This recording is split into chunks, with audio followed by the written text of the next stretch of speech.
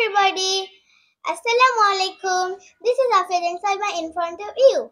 At present, we're going to learn some sentence with for. For that means don't know. For is a preposition. So let's get started. এক সপ্তাহের জন্য, For a week. এক মাসের জন্য, For a month. এক বছরের জন্য, For a year. চিরকালের জন্য, Forever. কিছুক্ষণের জন্য, For some time. খাতিরে, For the sake of. কিসের জন্য, For what? সততার জন্য, For honesty. আপাতত, For the time being. সারা দিন ধরে, For the whole day.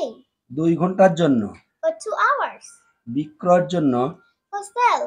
বাকিগুলোর জন্য, For the rest of. পক্ষে কাজ করা, Act for. টাকার জন্য, For money. তার জন্য, For him. সাহায্যের জন্য, For help.